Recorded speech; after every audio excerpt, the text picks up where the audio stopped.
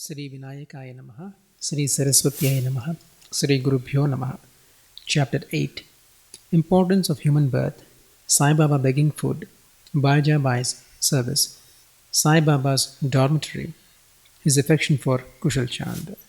As hinted in the last chapter, Hemad Pant now explains at length in his preliminary remarks on the importance of human birth, and then proceeds to relate how Sai Baba begged his food, how Baja Bai served him, how he slept in the masjid with Tatya Kote Patil and Mahalsapati, and how he loved Kushal Chand of Rahata. Importance of human birth. In this wonderful universe, God has created billions of creatures or beings, including gods, demigods, insects, beasts, and men, inhabiting heaven, hell, earth, ocean, sky, and other intermediate regions. Of these, those creatures or souls whose merits preponderate go to heaven and live there till they enjoy the fruits of their actions, and when this is done, they are cast down, while those souls whose sins or demerits preponderate go down to hell and suffer the consequences of their misdeeds for so long a time as they deserve. When their merits and demerits balance each other, they are born on earth as human beings and are given a chance to work out their salvation. Ultimately, when their merits and demerits both drop down, that is, are got rid of completely, they get their deliverance and become free. To put the matter in a nutshell, souls get their births or transmigrations according to their deeds and intelligence or development of their minds. Special value of the human body. As we all know, four things are common to all the creatures, which are food, sleep, fear, and sexual union. In the case of man, he is endowed with a special faculty, which is knowledge, with the help of which he can attain God vision, which is impossible in any other birth. It is for this reason that gods envy man's fortune and aspire to be born as men on earth so as to get their final deliverance. Some say that there is nothing worse than the human body, which is full of filth, mucus, phlegm, and dirt, and which is subject to decay, disease, and death. This is no doubt true to a certain extent, but in spite of these drawbacks and defects, the special value of the human body is that man has got the capacity to acquire knowledge. It is only due to the human knowledge that one can think of the perishable and the transitory nature of the body itself and of the world, and get a disgust for the sense enjoyments, and can discriminate between the unreal and the real, and thus attain God vision. So, if we reject or neglect the body because it is filthy, we lose the chance of God vision, and if we fondle it and run after sense enjoyments because it is precious, we go to hell. The proper course, therefore, for us to pursue is the following: that the body should neither be neglected nor fondled, but should be properly cared for, just as a traveler on horseback takes care of his pony on the way till he reaches his destination and returns home. Thus the body should ever be used or engaged to attain God vision or self-realization, which is the supreme end of life. It is said that though God created various sorts of creatures, he was not satisfied, for none of them was able to know and appreciate his work. So he had to create a special being, man, and endow him with a special faculty, which is knowledge. And when he saw that man was able to appreciate his Leela, marvelous work and intelligence, he was highly pleased and satisfied. So really it is a good luck to get a human body, better luck to get birth in a Brahmin family, and best one to get an opportunity of having recourse to Sai Baba's feet and surrendering to him. Man's endeavor. Realizing how precious the human life is, and knowing that death is certain and may snatch us at any time, we should be ever alert to achieve the object of our life, and we should not make the least delay, but make every possible haste to gain our object, just as a widower is most anxious to get himself married to a new bride, or just as a king leaves no stone unturned to seek his lost son. So with all earnestness and speed, we should strive to attain our end, which is self-realization. Casting aside sloth and laziness, warding off drowsiness, we should day and night meditate on the self. If we fail to do this, we reduce ourselves to the level of beasts. How to proceed? The most effective and speedy way to gain our object is to approach a worthy saint or sage, that is Sadguru, who has himself attained God vision. What cannot be achieved by hearing religious lectures and study of religious works is easily obtained in the company of such worthy souls. Just as the sun alone gives light, which all the stars put together cannot do, so the Sadguru alone imparts spiritual wisdom, which all the sacred books and sermons cannot infuse.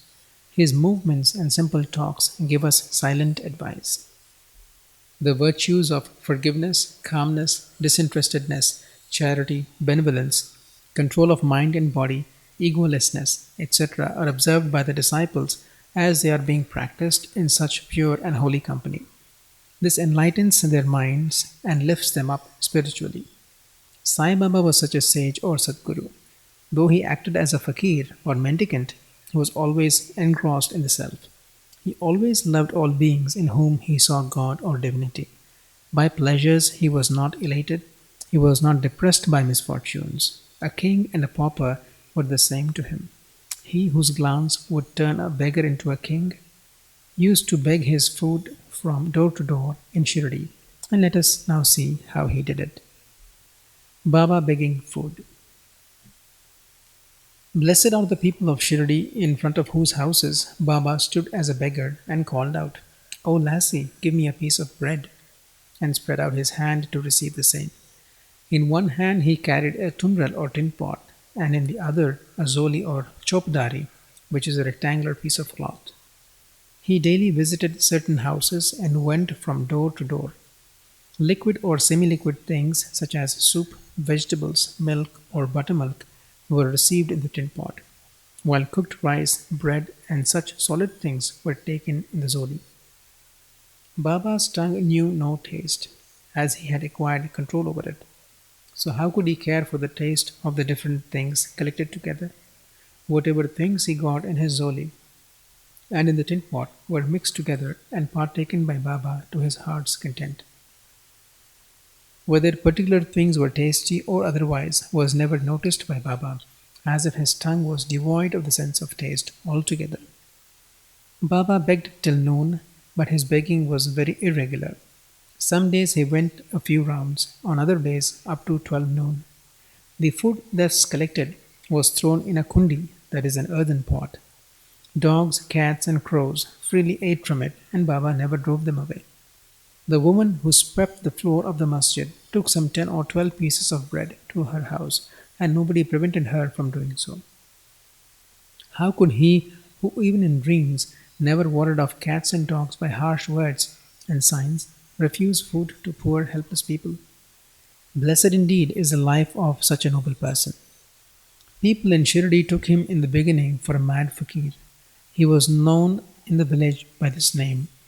How could one who lived on alms by begging a few crumbs of bread be revered and respected? But this fakir was very liberal of heart and hand, disinterested and charitable. Though he looked fickle and restless from outside, he was firm and steady inside. His way was inscrutable. Still, even in that small village, there were a few kind and blessed people who recognized and regarded him as a great soul. One such instance is given below. Baija Bai's brilliant service. Tatya Kote's mother, Baija Bai, used to go to the woods every noon with a basket on her head containing bread and vegetables. She roamed in the jungles, course after course, trampling over bushes and shrubs in search of the mad fakir, and after hunting him out, fell at his feet. The fakir sat calm and motionless in meditation, while she placed a leaf before him, spread the eatables, bread, vegetables, etc., thereon, and fed him forcibly. Wonderful was her faith and service. Every day she roamed at noon in the jungles and forced Baba to partake of the lunch. Her service, upasana or penance, by whatever name we call it, was never forgotten by Baba till his Mahasamadhi. Remembering fully what service she rendered, Baba benefited her son magnificently. Both the son and mother had great faith in the fakir, who was their god. Baba often said to them that fakiri was the real lordship, as it was everlasting, and the so-called lordship or riches was transient. After some years, Baba left off going into the woods and began to live in the village and take his food in the masjid. From that time, Bajabai's troubles of roaming in the jungles ended. Dormitory of the trio. Ever blessed are the saints in whose heart Lord Vasudeva dwells, and fortunate indeed are the devotees who get the benefit of the company of such saints. Two such fortunate fellows, Tatya Kote Patil and Bhagat Mahalsapati, equally shared the company of Sai Baba. Baba also loved them both equally.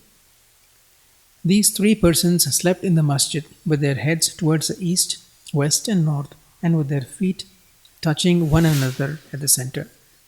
Stretching their beds, they lay on them, chit chatting and gossiping about many things till late at midnight. If any one of them showed any signs of sleep, others would wake him up.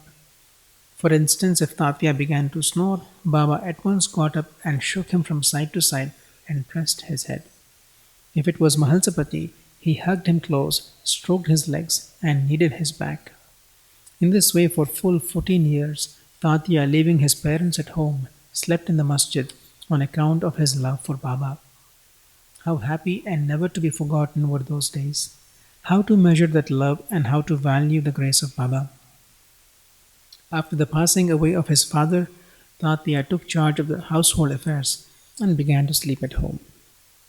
Kushal Chand of Rahata. Baba loved Ganapat Kote Patil of Shirdi. He equally loved Chandrabhan Shet Marwadi of Rahata.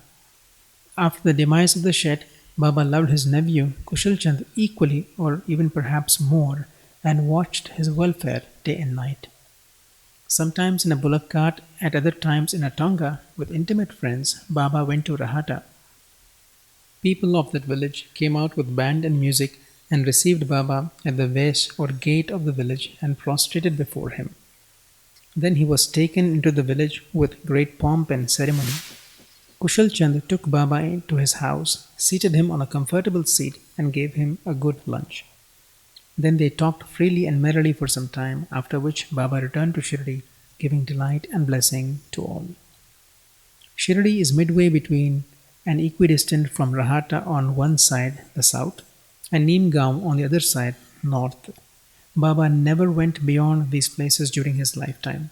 He never saw any railway train nor travelled by it. Still, he knew exactly the timing of arrival and departure of all trains. Devotees who acted according to Baba's instructions, which were given by him at the time of taking his leave, fared well, while those who disregarded them suffered many a mishap and accident. More about this and other chapters will be told in the next chapter. Bo to Sri Sai, peace be to all.